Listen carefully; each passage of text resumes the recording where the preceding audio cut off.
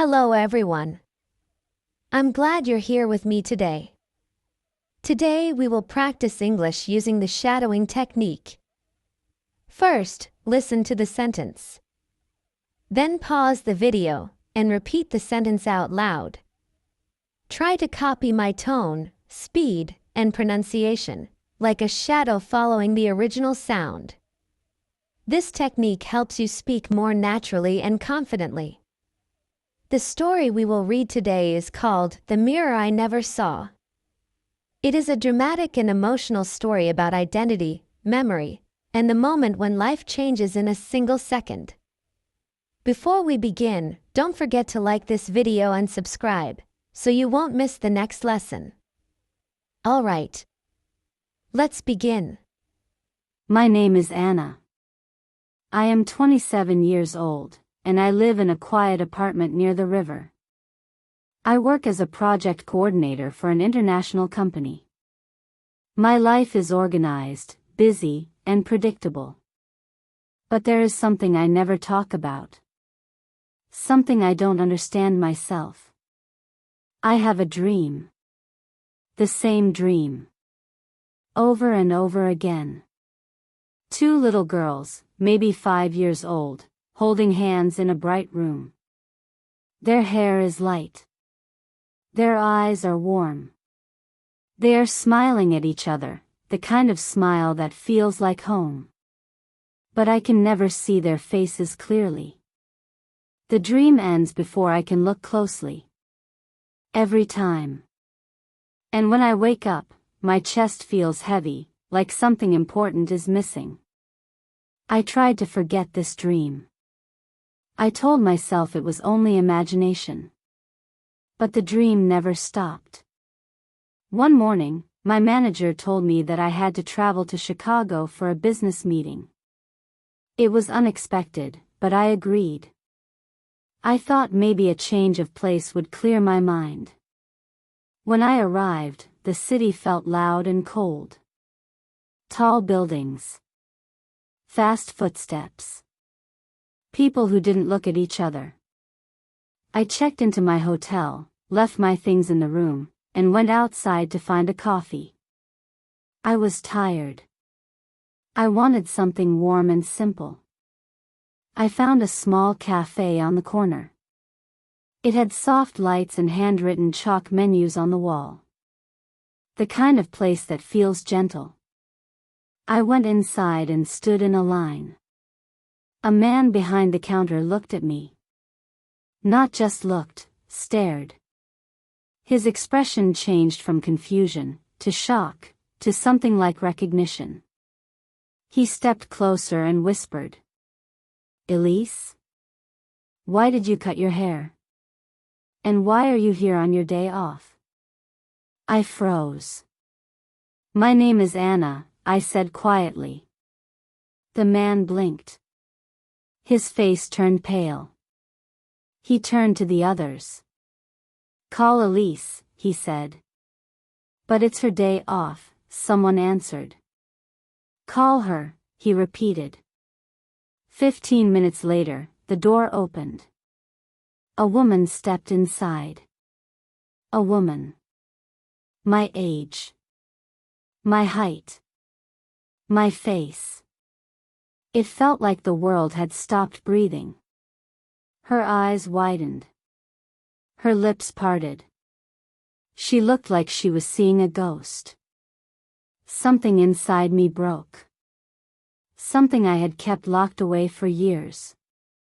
The dream. The two girls.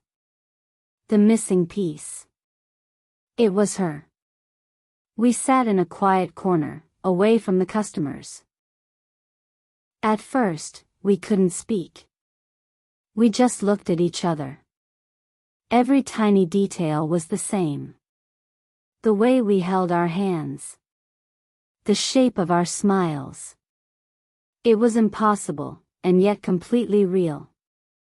We began to talk. Slowly at first. Like stepping into cold water. We were born in the same city. We were left in the same orphanage. But when we were 3, we were adopted by different families who never knew the other child existed. She was adopted by a warm, loving couple in Chicago. I was adopted by a quiet family far away. She grew up with music, laughter, and summer vacations by the lake. I grew up with books, silence, and long walks alone. Her life was bright. Mine was gentle, but always felt incomplete. I realized that the dream was not imagination. It was a memory. We talked for hours that day. But the real story began after. We met again the next evening. This time, we walked along the river. The city lights reflected in the water. The night was cool and calm. Elise told me that she had always felt something missing. Like a word on the tip of her tongue that she could never remember. She had dreams too. The same dream. 2 girls. Holding hands. When I was a child, she said, I used to wake up crying. I would say, where is my other? But no one understood. My heart ached, because I felt the same. We decided to search for the truth. Together.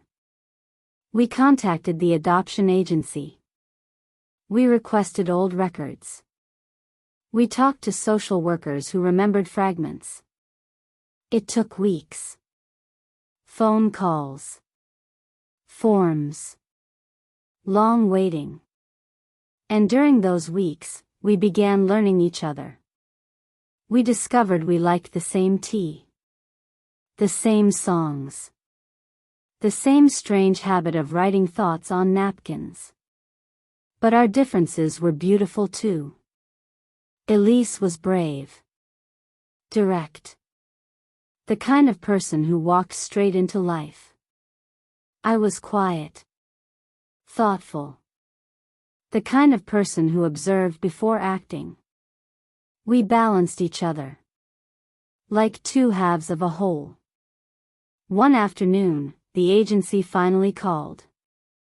We sat together on Elise's couch, holding hands, like the girls in the dream. The woman on the phone spoke softly. Yes, she said. You were twins. Identical.